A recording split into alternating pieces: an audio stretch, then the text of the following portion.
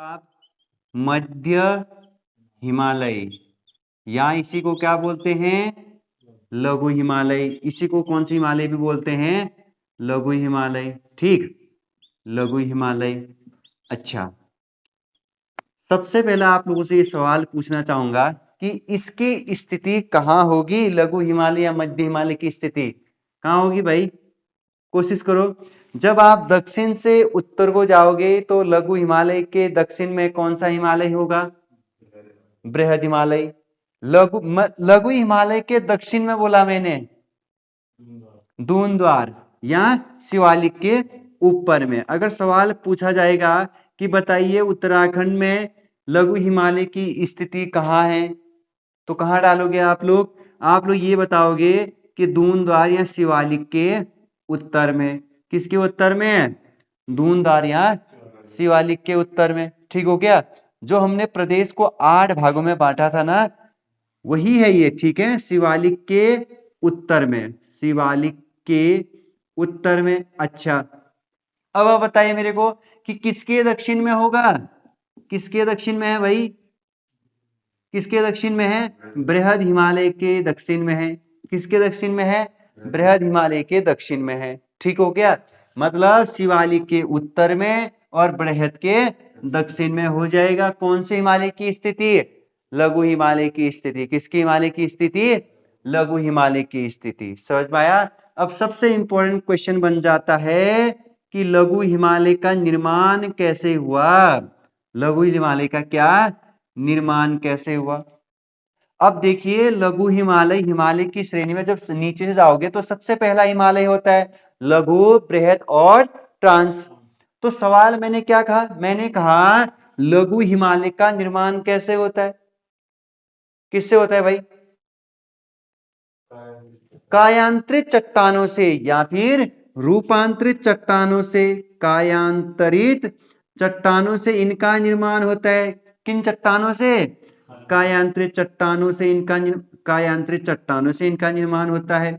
तो बताइए भाई बच्चों, कायांतरित चट्टान किसे कहते हैं? अब कोई बात नहीं, थोड़ी बहुत देखिए बच्चों यहाँ पर कि चट्टानों का निर्माण कैसे होता है। आप लोगों ने कभी ना कभी ज्वालामुखी नाम सुना? ज्वालामुखी उद्गार होते हुए भी सुना होगा। तो देखिए क्या होता है कि जब धरती अत्यधिक गर्म हो जाती है धरती के अंदर, ठीक है, तो सोचो कि धरती से क्या निकला? मैग्मा निकला। क्या निकला? मैग्मा। मैग्मा नाम सुना है कभी आप लोगों ने? नहीं सुना होगा। तो मैग्मा जब धरती अत्यधिक गर्म हो जाती है तो क्या निकलता है बच्चों? मैग्मा। क्या निकलती है? मैग्मा। जिसे आप क्या कहते हैं? लावा कहते हैं। जिसे आप क्या कहते हैं?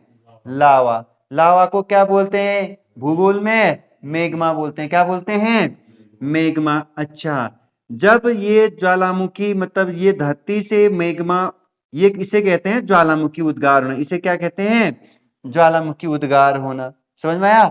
जब ज्वालामुखी उद्गार होती है तो धरती से क्या निकलती है? मैग्मा। तो जब ये धरती फाड़ करके कहाँ जाएगी प्रॉपर? एक धरती सोचो कहीं पर भी ज्वालामुखी उद्गार हुए तो धरती फट करके जो क्या निकली? लावा निकली। तो इस लावा ने यहाँ पर एक चट्टान का निर्माण किया। उस चट्टान का नाम है आग्नेय। कौन सा? आग्नेय चट्टान। समझ में आया? सबसे पहले आग्नेय चट्टान का निर्माण होता है। किस चट्टान का भाई? आग्नेय चट्टान का। ओके। अब देखो, जब ये मैग्मा यहाँ पर इकट्ठा हुआ दोनों साइड तो किसका निर्माण किया? आग्नेय चट्टान का। जब यही चट्टान देखो, इस पर हमने टेम्परेचर बढ़ा दिया। क्या बढ़ा दिया? टेम्परेचर। तो ये आग्नेय क्या बना? अवसादी बना। कौन सी चट्टान बनी ये? अवसादी चट्टान बनी। समझ में आया?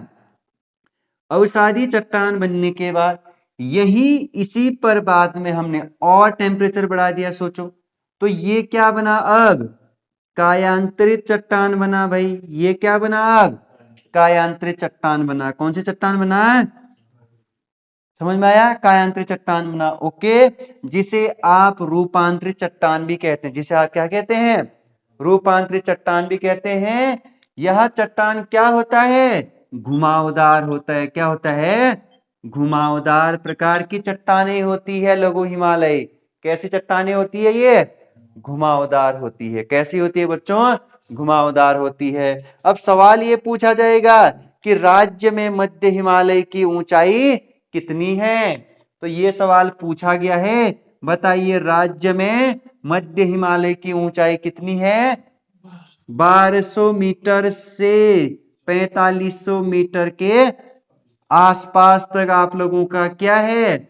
लघु हिमालय या मध्य हिमालय की ऊंचाई है दोस्तों। ठीक हो गया? राज्य में मध्य हिमालय या लघु हिमालय की प्रॉपर ऊंचाई कितनी है ये आपको मैंने बता दिया। ठीक हो गया?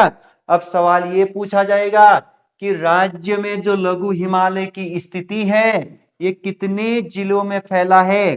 तो सवाल आपको याद रखना है, यह 9 जिलों में फैला है। कितने जिलों में? देखिए उत्तराखंड में 13 जिले हैं। कितने जिले हैं?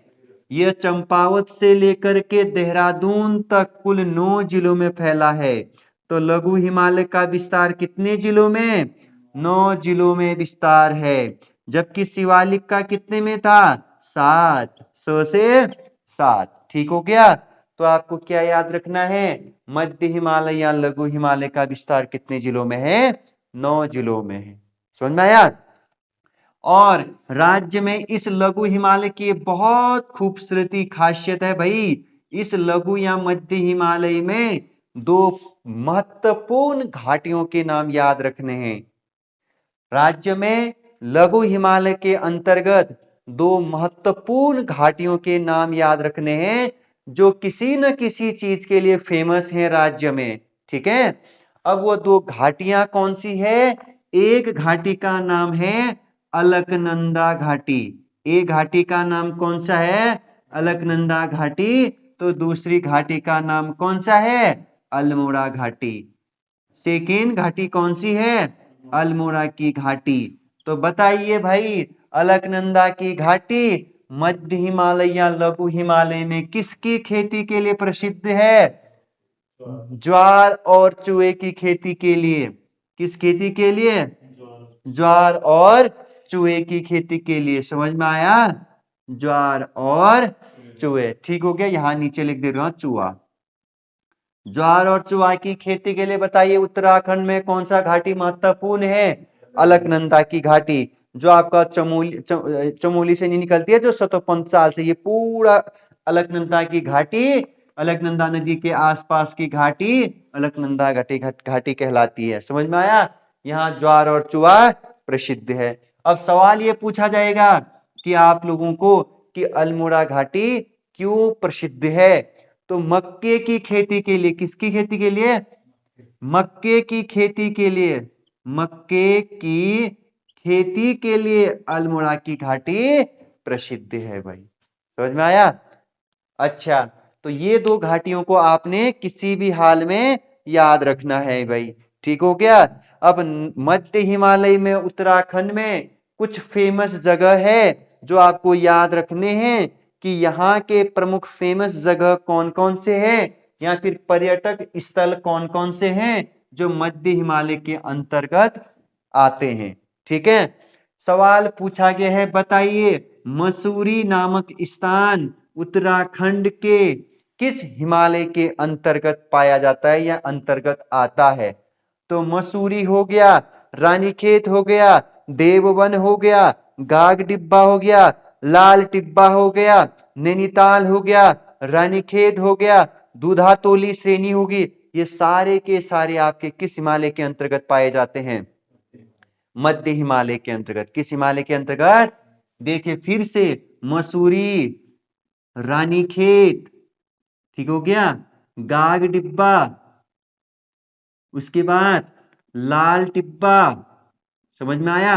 इसके बाद देववन। ये सवाल पूछा गया है, देववन किस हिमालय के अंतर्गत आता है? समझ में आया? इसके बाद आपको याद रखना है क्या? दूधातोली। इसके बाद सबसे फेमस दूधातोली। इससे भी बहुत अनेक पर्यटक स्थल लघु हिमालय के अंतर्गत पाए जाते हैं या आते हैं। समझ में आया? ये बहुत इंपॉर्टेंट होने वाला है क्योंकि मैं थोड़ी देर में यहीं पर जाने वाला हूं दूधातोली श्रेणी। ठीक हो गया। अब सर यहाँ पर क्या जीवाश्म पाया जाता है? यहाँ जीवाश्म का अभाव रहता है। ठीक है, जीवाश्म का अभाव। जबकि आपको ये भी पता है कि भाबर श्रेणी में या भाबर के मैदान या भाबर क्षेत्र में भी जीवाश्म का अभाव पाया जाता था और शिवालिक में जीवाश्म की अधिकता पाई जाती थी। ठीक है, ये बात आपको पहले ही मैं बता चुका हूं। अब मध्य हिमालय से कुछ आपके नदियां निकलती हैं, जहां पर आपको 4 नदियों के नाम याद रखने हैं। बताइए मध्य हिमालय से 4 नदियां कौन कौन सी निकलती है भाई? सबसे इंपॉर्टेंट हो जाएगा आपका कौन सी नदी? नयार नदी। कौन सी नदी? नयार नदी। समझ में आया दोस्तों? इसके बाद सरयू नदी महत्वपूर्ण है। निम्नलिखित में से बताइए कौन सी नदी कहां से निकलती है? मध्य हिमालय, शिवालिक या फिर बृहद हिमालय से। इसके बाद आप लोगों को पश्चिमी रामगंगा याद रखनी है। कौन सी गंगा? पश्चिमी रामगंगा नदी किस हिमालय से निकलती है? लघु हिमालय से। किस हिमालय से?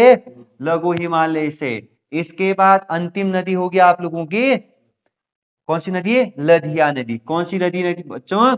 लधिया नदी। ये 4 नदियां बच्चों आप लोगों का मध्य हिमालय से निकलती है। ठीक है, ये आप हर हालत में याद रखेंगे। ठीक हो गया? तो बताइए मध्य हिमालय, लघु हिमालय स्थिति शिवालिक के उत्तर में, दक्षिण के शिवालिक के उत्तर में, बृहद के दक्षिण में। ठीक हो गया? अब सवाल पूछा जाएगा कि लघु हिमालय का निर्माण कैसे हुआ? कायांतरित चट्टानों से या फिर रूपांतरित चट्टानों से। इसी को अन्य भाषा में कौन सा नाम दिया जाता है? घुमावदार प्रकार की चट्टानें। अलकनंद लघु हिमालय उत्तराखंड में ऊंचाई बताइए 1200 से 4500 मीटर। बताइए उत्तराखंड में 2 प्रमुख घाटियां पाई जाती है लघु हिमालय के अंतर्गत। बताइए वो 2 घाटियों के नाम। अलकनंदा की घाटी और अल्मोड़ा की घाटी। अलकनंदा की घाटी क्यों प्रसिद्ध है? ज्वार और चुहा के लिए। समझ में आया? अल्मोड़ा की घाटी मक्के की खेती के लिए। यहाँ कुछ फेमस स्थान है, मसूरी है। ठीक हो गया? इसके बाद देववन, गागदीपा, दूताधुरी जीवाश्म की अधिकता जीवाश्म का क्या पाया जाता है? यहाँ अभाव। 4 नदियां। ठीक हो गया? इसके बाद आगे बढ़ते हैं बच्चों।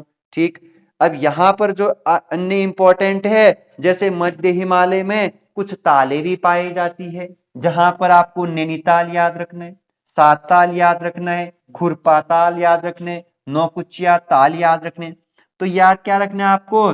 मध्य हिमालय के अंतर्गत पाए जाने वाले तालों के नाम बताइए भाई। एक तो आपको कौन सा ताल याद रखना है? नैनीताल, खुद नैनीताल है। एक हो गया सात ताल, ये भी नैनीताल में है। और एक नौकुचिया ताल, नौकुचिया ताल। ये तालों के नाम आपको याद रखने हैं जो मध्य हिमालय के अंतर्गत पाए जाते हैं। ठीक है, यहाँ का मौसम कैसा रहता है? तो यहाँ अगर पूछा जाएगा यहाँ की जलवायु कैसी है मध्य हिमालय की, तो मध्य हिमालय की जलवायु बच्चों शीतोष्ण जलवायु। कैसी जलवायु? अब शीतोष्ण जलवायु क्या होता है सर? ये ठंडी प्रकार की है। ठीक है, ठंडी जलवायु। ठंडी, शीतोष्ण मीन्स ठंडा इलाका, शीतोष्ण मीन्स ठंडा इलाका। और यहाँ आप लोगों का बेसिकली कैसे वृक्ष पाए जाते हैं बच्चों? कोनधारी। कैसे वृक्ष? कोनधारी वन पाए जाते हैं, कोनधारी। तो कोनधारी वन उत्तराखंड में प्रमुख कौन सा पाया जाता है बच्चों? चीर। कौन सा वृक्ष है? चीर। तो मोस्ट इंपोर्टेंट लगा दीजिएगा कि उत्तराखंड में बताइए कोनधारी वन किस हिमालय के अंतर्गत पाए जाते हैं? लघु हिमालय के अंतर्गत। किस हिमालय के अंतर्गत? लघु। दिक्कत हो रही है क्या? बुखार तो बता सकते हो। हाँ, ऐसा कुछ नहीं है। ठीक, आप आराम भी कर सकते हैं। हाँ, इसके बाद आपको सबसे इंपॉर्टेंट है दोस्तों यहाँ पर कि इसी, जब मैंने इसकी ऊंचाई कितनी कहा आपको? 1200 से 4500 मीटर। तो इसी ऊंचाई के मध्य में, ठीक है, एक ऊंचाई और याद रखना आपको, एल्पाइन वन की ऊंचाई। किस वन की ऊंचाई? लघु हिमालय के अंतर्गत उत्तराखंड में एल्पाइन वन पाए जाते हैं। कौन से वन पाए जाते हैं? Alpine one. तो याद क्या रखना है आपको? यहां पर दिख रहा है एल्पाइन वन। कौन सा वन? Alpine one. तो एल्पाइन वन क्या होते हैं? छोटे छोटे घास, और छोटे से थोड़े से बड़े भी होते हैं, जैसे स्प्रू होते हैं यहाँ पर, ठीक हो गया, देवदारू वन होते हैं। ओवरऑल देखा जाए तो एल्पाइन वन में शंकुधारी वन भी पाए जाते हैं। कैसे वन पाए जाते हैं? शंकुधारी वन पाए जाते हैं। कैसे वन पाए जाते हैं? शंकुधारी वन पाए जाते हैं। एल्पाइन वन की ऊंचाई उत्तराखंड में बताइए। 2900 मीटर से 3500 मीटर तक यह सवाल पूछा जा चुका है कि अल्पाइन वन की ऊंचाई कितनी है उत्तराखंड में, या एल्पाइन वन कहां से कहां तक पाए जाते हैं। 2900 मीटर से 3500 मीटर की ऊंचाई तक एल्पाइन वन पाए जाते हैं। समझ में आया?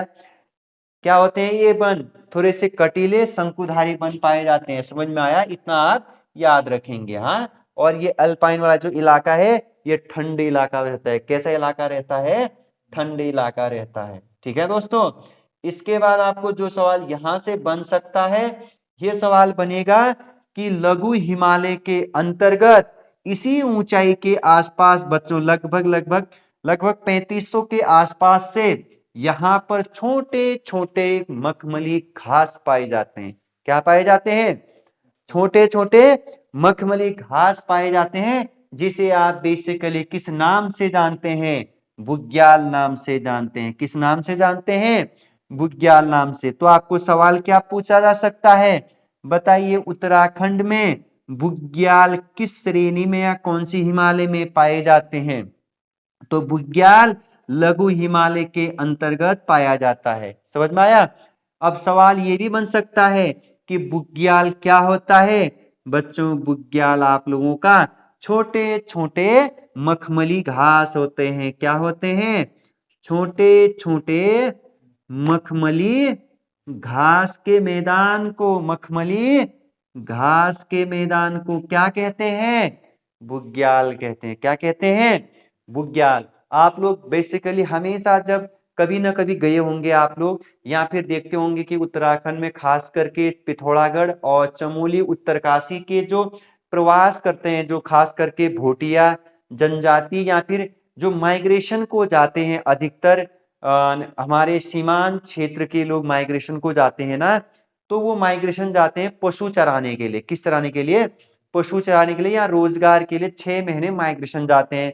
तो हिमालय जब आप कभी लघु हिमालय में जाओगे ना, तो वहां बड़े लंबे लंबे छोटे छोटे घास के मैदान होते हैं, काफी विस्तार होता है उन लोगों उनका। ठीक है, जैसे आप अभी नेट पे देखोगे ओली घास, ओली बुग्याल। ठीक है, कई ऐसे बुग्याल है, बगजी बुग्याल, जहां छोटे छोटे घास के मैदान पाए जाते हैं, जो पशु चारकों का स्वर्ग कहलाता है। उत्तराखंड में क्या कहलाता है? पशु चारकों का स्वर्ग कहलाता है। समझ में आया? जहां जो ये पशु नहीं होते हैं वो चराने जाते हैं, पशु चारक लोग। ठीक है, अब सवाल ये पूछा जाएगा कि जो बुग्याल है उत्तराखंड में तो पाया जाता है, क्या उत्तराखंड के सिवा कहीं अन्य राज्यों में भी ये बुग्याल पाया जाता है? हाँ, हिमालयी राज्यों में हर जगह ये बुग्याल पाया जाता है। ठीक है, तो देखो, उत्तराखंड में इस बुग्याल को किस नाम से जाना जाता है बच्चों? प्यार नाम से जाना जाता है। बताइए, उत्तराखंड में बुग्याल को किस नाम से जानते हैं? प्यार नाम से जानते हैं। किस नाम से जानते हैं? प्यार नाम से। अब सवाल ये बन सकता है कि सर जम्मू कश्मीर में इस बुग्याल को किस नाम से जाना जाएगा? जम्मू कश्मीर में सोनमर्ग।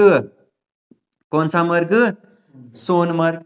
ठीक हो गया। इसके बाद तनमर्ग, इसके बाद गुलमर्ग, इसके बाद खुरमर्ग। तो बताइए, जम्मू कश्मीर में बुग्यालों को किस नाम से जाना जाता है? तो जम्मू कश्मीर में बुग्यालों को सोनमर्ग, तनमर्ग, गुलमर्ग और मर्ग, इन नामों से बुग्यालों को जम्मू कश्मीर में संबोधित किया जाता है। समझ में आया? इसके बाद आपको सवाल ये पूछा जाएगा कि बताइए, हिमाचल प्रदेश में बुग्यालों को किस नाम से जाना जाता है बच्चों? थच। किस नाम से? थच। हिमाचल प्रदेश में थच नाम। तो हिमाचल प्रदेश में कौन सा नाम कहा मैंने? थच। और जम्मू कश्मीर में सोनमर्ग, तलमर्ग, गुलमर्ग और मर्ग। और हिमाचल प्रदेश में थच। उत्तराखंड में हो गया, गिरने दो, भी निकाल दोगे। उत्तराखंड में किस नाम से जाना जाता है? पयार नाम से जाना जाता है। किस नाम से बच्चों? पयार नाम से। अब सवाल ये पूछा जाएगा आप लोगों को कि असल में जो इसके बाद एक ऊपर हिमालय आएगा, आप लोगों का कौन सा हिमालय आएगा? बृहद हिमालय। इसके बाद कौन सा हिमालय आएगा? कभी कभी ये बुग्याल आप लोगों को ना दोस्तों बृहद हिमालय में भी बताया जाता है। किस हिमालय में? बृहद हिमालय। क्योंकि इसके बाद जस्ट कौन सा हिमालय स्टार्ट हो जाता है आप लोगों का? बृहद हिमालय। अब देखिए, सोचो ये पर्वत चोटी है, क्या है? ये पर्वत चोटी है। तो क्योंकि 4200 से ऊपर लगभग लगभग आप लोगों का कौन सा हिमालय स्टार्ट हो जाता है? बृहद हिमालय। तो इसके बाद बेसिकली 4500 से ऊपर ही होता है। हाँ, लेकिन इसका ये बृहद हिमालय ऊपर सोचो, ये लघु हिमालय। तो इसके बीच में पाया जाता है बुग्याल। इसके बीच में बुग्याल, क्योंकि जब यहाँ बर्फबारी होती है ना, तो कुछ समय के बाद यहाँ का बर्फ क्या हो जाता है? पिघल जाता है। तो ये वाले क्षेत्र में कौन सा जगह, किस क्षेत्र का निर्माण हो जाता है? बुग्यालों का, या फिर बुग्याल यहाँ पर उग जाते हैं, घास के मैदान। जब यहाँ के बर्फ क्या हो जाते हैं? पिघल जाते हैं, तो यहाँ छोटे छोटे मखमली घास का क्या हो जाता है? निर्माण हो जाता है, या मखमली घास क्या लेते हैं? यहाँ जन्म लेते हैं इस लोकेशन में। ठीक है, तो कभी कभी इस बुग्याल को किस में भी पढ़ाते हैं? बृहद हिमालय में भी आप लोग पढ़ ले जाओगे। समझ में आया?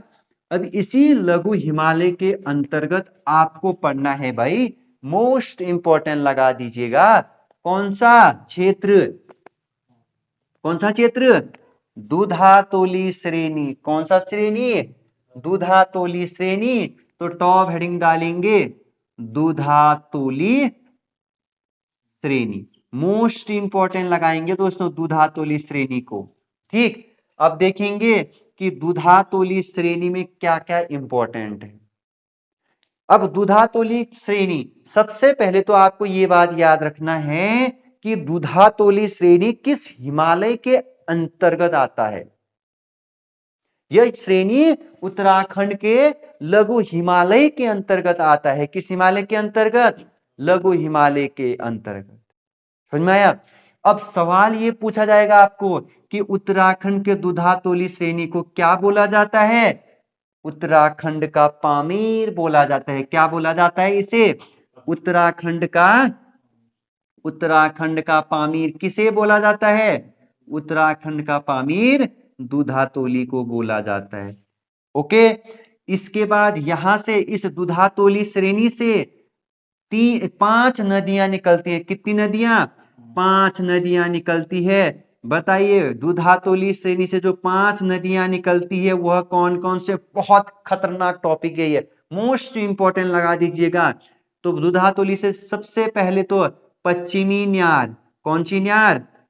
पश्चिमी न्यार नदी। ठीक हो गया। इसके बाद पूर्वी न्यार नदी।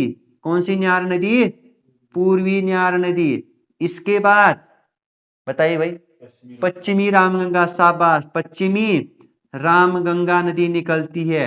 इसके बाद आटागार निकलती है। कौन सा गार? आटागार। और इसके बाद बूणो। यह 5 नदियों को आपको किसी भी हालत में याद रखना है। समझ में आया? कितनी नदियां? 5 नदियों को, पश्चिमी न्यार, पूर्वी न्यार, आटागार, बूनो, और आपका अंतिम हो जाता है पश्चिमी रामगंगा। समझ में आया? ये 5 नदियां आपको याद रखनी है, जो कहां से निकलती है? दुधातोली श्रेणी से निकलती है। अब सवाल ये पूछा जाएगा कि बताइए असल में इसका विस्तार कितना है? दुधातोली श्रेणी का विस्तार कितने जिलों में है? तो दुधातोली श्रेणी का विस्तार बच्चों उत्तराखंड के 3 जिलों में है। कितने जिलों में? 3। तो 3 जिले, एक जिले का नाम चमोली गढ़वाल, एक जिला है अल्मोड़ा, और एक जिला है आपका पौड़ी गढ़वाल। ओके बच्चों, तो बताइए दुधातोली श्रेणी का विस्तार उत्तराखंड में कितने जिलों में? 3 जिलों में। चमोली हो गया, अल्मोड़ा हो गया, और पौड़ी गढ़वाल हो गया। समझ में आया? इसीलिए इस दुधातोली श्रेणी को उत्तराखंड का पामीर बोला जाता है। अब देखिए, जब भारत आजाद हुआ तो 1960 के आसपास, आजाद तो 1947 में हो गया था। ठीक हो गया। तो 1960 में हमारे उत्तराखंड के एक स्वतंत्रता संग्राम सेनानी जी हुए, जिनका नाम था बीरचंद सिंह गढ़वाली। तो वीर चंद्र सिंह गढ़वाली जी ने तत्कालीन प्रधानमंत्री पंडित जवाहरलाल नेहरू से मुलाकात किया 1960 में। कब किया?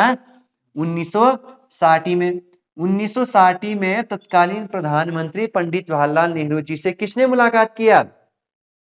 वीर चंद्र सिंह गढ़वाली जी ने।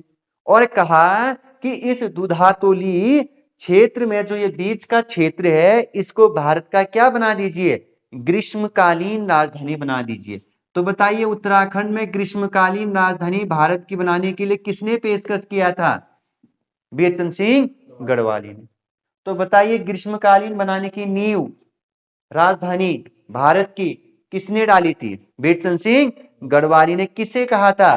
तत्कालीन भारत देश के प्रधानमंत्री पंडित जवाहरलाल नेहरू जी से कहा कि इस दुधातोली श्रेणी में जो ये क्षेत्र है बीच का, इसमें भारत देश की राजधानी बना दीजिए। कौन सी राजधानी? ग्रीष्मकालीन। लेकिन बन नहीं पाया, फिर बाद में हम देखेंगे, आपको बताएंगे पूरा कहानी उत्तराखंड राज्य निर्माण, ठीक, उसमें हम अच्छे से इसको समझ जाएंगे। इसीलिए वीर चंद्र सिंह गढ़वाली इस दुधातोली श्रेणी से बहुत प्रभावित थे, मतलब उनको ये दुधातोली श्रेणी बहुत पसंद था। समझ में आया? इसीलिए जब वीर चंद्र सिंह गढ़वाली जी शहीद हुए, या जब मृत्यु होगी उनकी, तो उसके बाद आज भी कोदिया बगर, कहा बच्चों? कोदिया बगर। कौन सा बगर? कोदिया बगर। कोदिया बगर कहाँ है? पौड़ी गढ़वाल। कहाँ है? पौड़ी गढ़वाल। तो कोदिया बगर पौड़ी गढ़वाल में क्या है? वीर चंद्र सिंह गढ़वाली जी का समाधि है। और इसी समाधि पर प्रत्येक वर्ष 12 जून को क्या मेला, कौन सा मेला लगता है? कौन सा मेला लगता है? इनकी याद में कौन सा मेला लगता है? पौड़ी गढ़वाल में बताइए, कौन सा मेला लगता है? अरे, उनकी याद में क्या लगता है? यहाँ प्रतिवर्ष एक मेला लगता है, शहीद मेला। कभी कभी ये सवाल पूछा जाएगा कि बताइए, कोदिया बगर में 12 जून को कौन सा मेला लगता है? शहीद मेला। या आपको ये सवाल भी बन सकता है, बताइए कोदिया बगर कहाँ है? पौड़ी गढ़वाल में। बताइए, वीर चंद्र सिंह गढ़वाली जी के उपलक्ष्य में उत्तराखंड में कहाँ मेला लगता है? पौड़ी गढ़वाल में। कहाँ मेला लगता है? पौड़ी गढ़वाल में। कब लगता है? प्रत्येक वर्ष 12 जून को। समझ में आया? प्रत्येक वर्ष 12 जून को।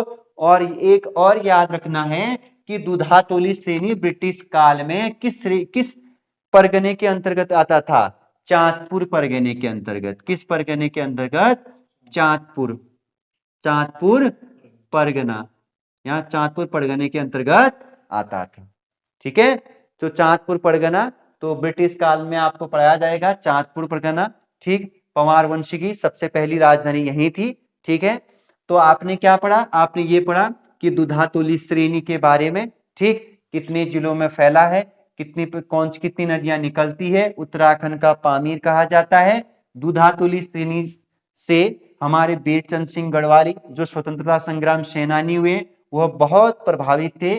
तब उन्होंने 1960 में भारत देश के तत्कालीन प्रधानमंत्री पंडित जवाहरलाल नेहरू जी से मुलाकात किया और उनको कहा कि आप भारत देश की ग्रीष्मकालीन राजधानी बना दीजिए। इसे किसे? इस दुधातोली श्रेणी के अंतर्गत जो क्षेत्र है उसे। और इसीलिए कहा जाता है कि इस श्रेणी से वीर चंद्र सिंह गढ़वाली जी बहुत प्रभावित थे।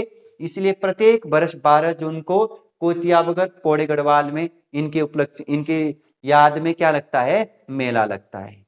ठीक हो गया? तो आज के लिए इतना ही। फिर ये नोट्स बना लेना आप लोग। ठीक, तो कल मिलते हैं।